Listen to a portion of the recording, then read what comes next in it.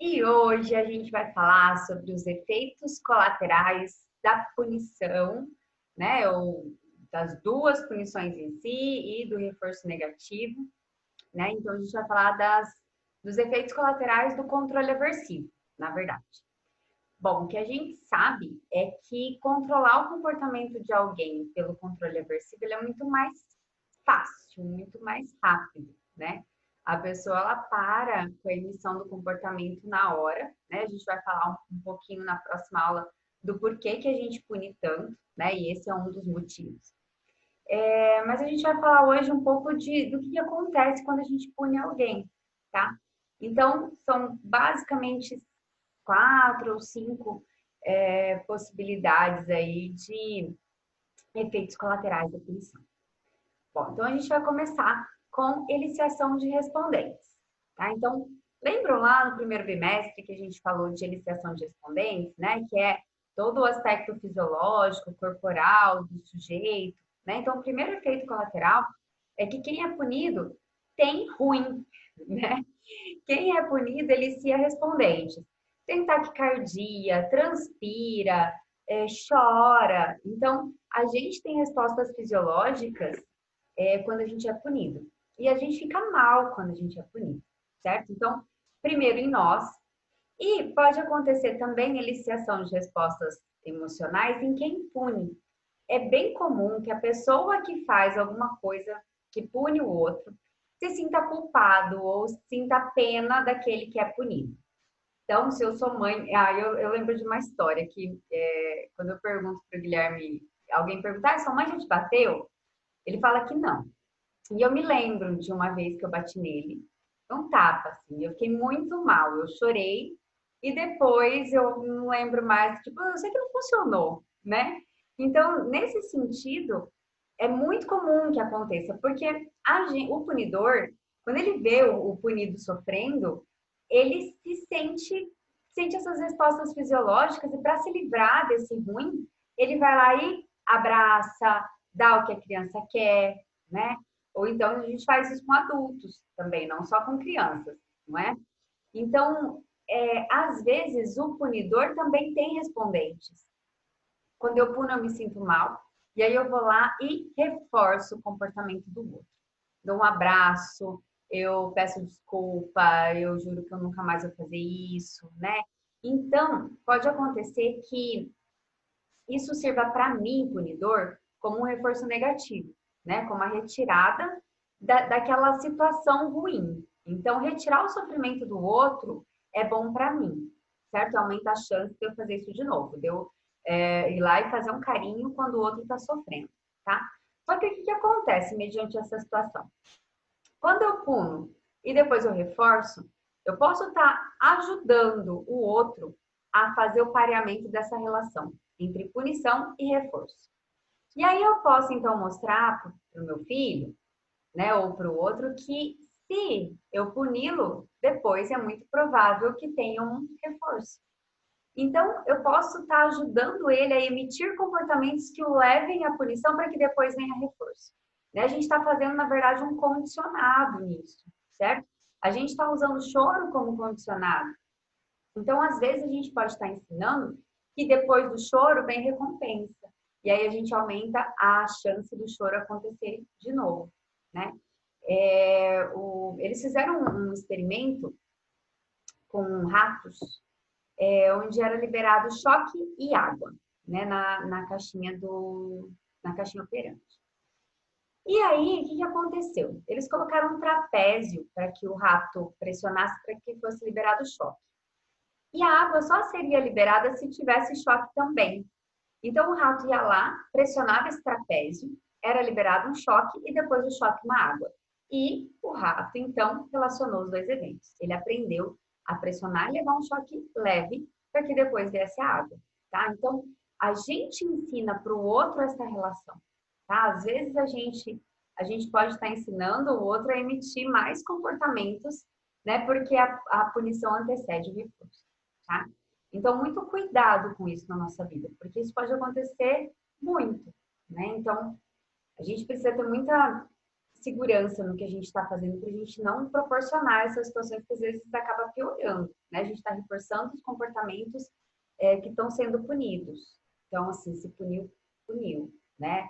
Não podemos reforçar depois. Por isso que é muito ruim a gente falar de punição, tá? Uma outra eliciação de respondentes é quando existe condicionamento. Então, eu posso, lembra lá de condicionamento respondente? Quando um estímulo neutro, ele é pareado com estímulo incondicionado e ele ganha as propriedades desse estímulo, né? Trazendo as mesmas respostas fisiológicas. Então, quando alguém pune demais, essa pessoa pode ganhar as propriedades do próprio estímulo aversivo. Então, digamos que eu sou uma mãe muito punidora. Ah, só vamos falar de filhos? Não, vamos falar de outras coisas. Digamos que eu sou uma namorada muito possessiva e muito brava e muito briguenta, né? E aí eu brigo pra caramba. Eu brigo. E aí depois, numa situação onde a gente não tá brigando, só a minha presença já pode deixar o outro incomodado. Tá? Então, é isso que é o se tornar um estímulo condicionado, aversivo, né? Eu não sou aversiva em si, mas eu emito tantas respostas aversivas que o outro já treme na minha presença, né? É o caso de chefe, por exemplo, que é muito... Nossa, toda vez que o meu chefe me vê, ele me cobra alguma coisa, e ele fala que eu tô errada, que o meu trabalho é uma meme, né? E por aí vai. Então, só de ver ele, eu congelo, né? Então, essa é a resposta condicionada, tá? Então, o chefe, ele ganha propriedades do estímulo aversivo. Então, ele se torna um estímulo condicionado, certo? Então, a gente tem aí 3 propriedades de eliciação de respondentes. Tudo bem? Qualquer dúvida, Moreira e Medeiros, tá? A gente está seguindo aqui o de 2019, mas tem o de 2007 também, que traz exemplos muito semelhantes, tá? Então, a gente, qualquer dúvida, vocês correm lá, que a gente está seguindo tal qual Moreira e Medeiros. Tudo bem? Outro efeito colateral é a supressão de outros comportamentos além do comportamento punido. Então, assim, quando a gente pune um comportamento, ele para na hora, certo? Então, se eu tô lá conversando com alguém e alguém fala, nossa, nada a ver o que você tá falando, é muito provável que eu pare de falar o que eu tô falando, tá?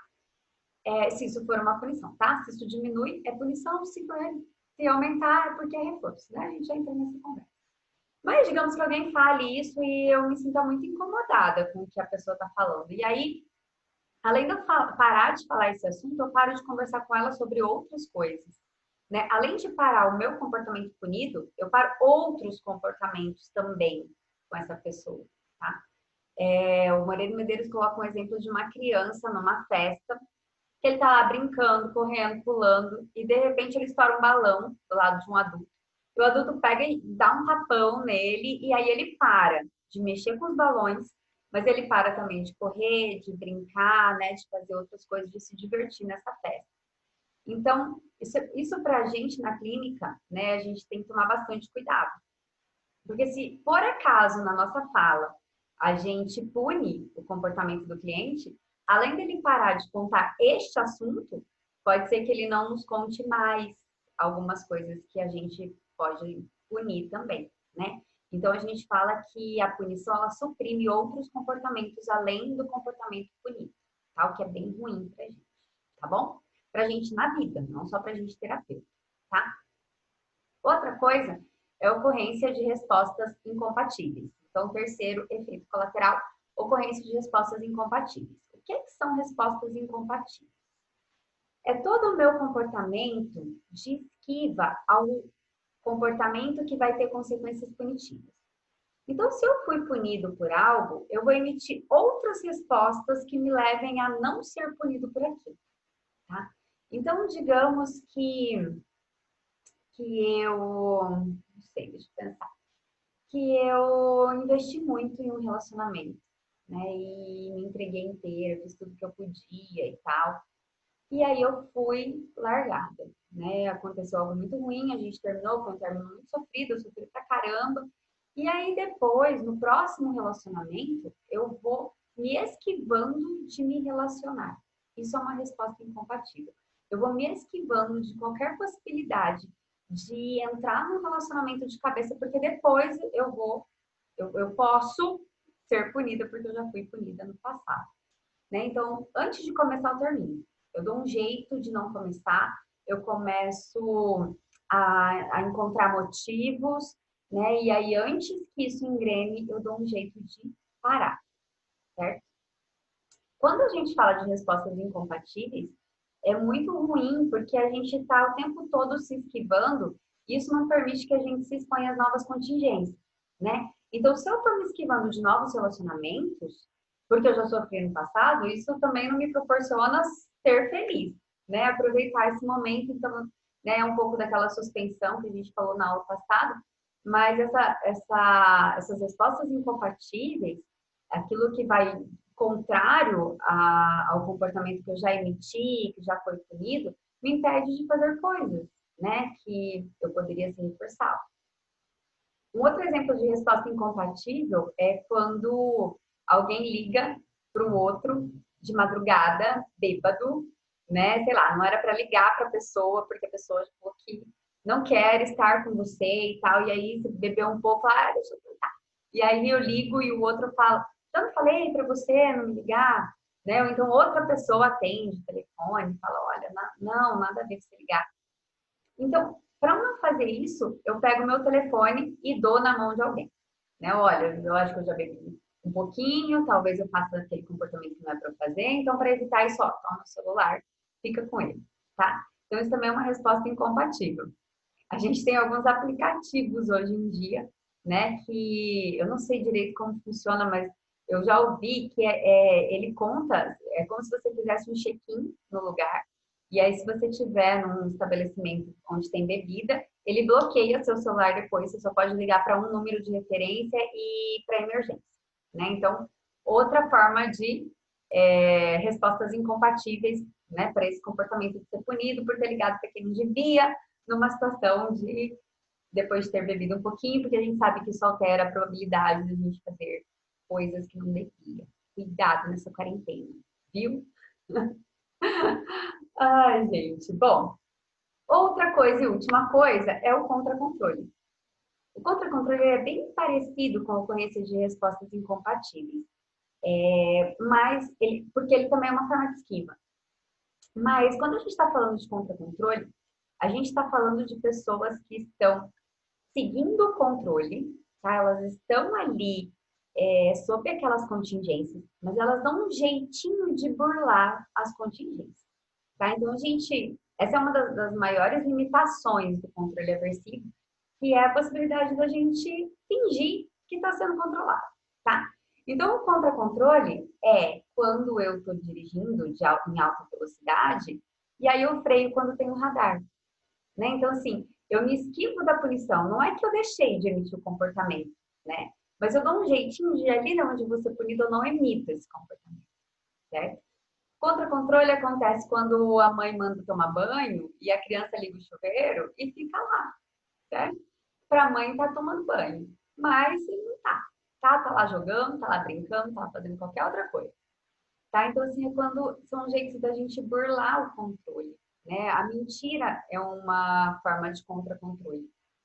Então, quando eu emito esse comportamento, de alguma maneira eu evito que a punição aconteça, né? E aí, então, eu estou sendo controlado, mas não estou. Tá? Então, assim, se a gente pensar nesses efeitos colaterais da punição, dá para a gente já pensar em por que não punir, né? Primeiro, elicia respondentes em quem é punido, em quem pune e quem pune pode se tornar um condicionado. Para outros comportamentos além do punido, aumenta a ocorrência de respostas incompatíveis ou respostas contrárias àquela da punição, né? E aumenta a chance da gente ter contra-controle. Então, assim, devido a esses efeitos colaterais grandes, altos, a gente prefere não usar punição, tá? E depois a gente vai entrar ainda na grande discussão que é se punição aumenta, se punição diminui mesmo a chance de alguém se comportar, tá? Mas só pensando nesses efeitos colaterais, a gente já vê que punição não funciona, né? Que punição não vale a pena, na verdade. Porque a punição para o comportamento na hora. Só que E o contra-controle? E as respostas incompatíveis, né? E a parada de outros comportamentos? A gente tem muita gente que foi punida numa situação e para de fazer várias outras coisas, né? Assim, eu fui, sei lá, punida de expressar a minha opinião frente a um determinado assunto e aí depois nunca mais eu consegui falar o que eu pensava, né? Então, a punição ela é muito sofrida para o indivíduo, tá? E ela pode fazer com que o nosso repertório seja muito reduzido, né? Ou que, então que a gente nunca mais se expõe às contingências de novo devido a essa punição, tá? Então, pensando nesses efeitos colaterais, é que a gente defende que o controle aversivo não deve ser utilizado, certo? A gente vai fazer um exercício, então, para vocês treinarem esses efeitos colaterais, tá? A gente vai usar os mesmos exemplos que vocês trouxeram já na aula de punição, vocês vão escolher um deles, e a gente vai jogar nesses 5 efeitos. Perdão, gente, são 4, tá? Nesses 4 efeitos. É que a eliciação de respondentes é para mim, que sou punido, para o outro que me puniu, e o condicionamento. Então, de 4 acaba sendo 7, tá? Mas no básico são 4. Tudo bem? Então, nos vemos na live. Eu acho que esse é um assunto bem complexo, talvez ele gere um pouco mais de dúvidas. Então, eu recomendo muito grandemente que vocês leiam Moreira e Medeiros, que a gente possa conversar na live já já. Beijo, até!